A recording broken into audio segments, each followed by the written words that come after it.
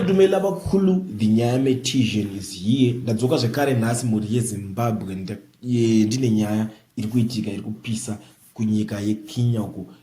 kwakarwa mademonstrations ekuti hakusina kudyiwa rinopisa ende unoziva kuti nyaya iri kuitika ndeyekuti kuKenya hamene chibhiu chavo chavanga vada kusaindirana saka mademonstrations akasvika pakuti unopisisa parliament kusvika president wekuKenya ataura kuti inini handisi kuzosaina chibhiu ichocho kureva kuti ikoko vanenge vahwina. So Kenya's generation has won a battle in the new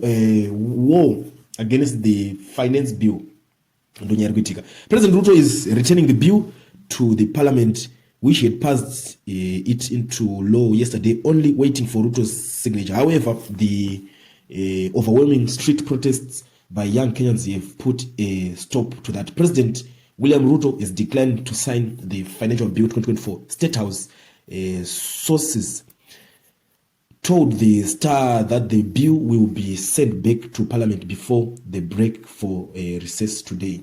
No situation iri kuitika paKenya ngazvinezvi vawina battle mademonstrations anga achiitwa kwakusiri kudyiwa rinopisa kureva kuti zvinhu zvekuti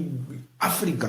ine zvinhu zviri kudzidza pazvinhu zvakadaro izvozvo uchaona kuti mademonstrations iwayo ndo paanenge akakoshera because madhara makuru vamwe vanenge vakatongobvira kudhara vachingotongwa vachiisirwa zvese zvese but generation yaiko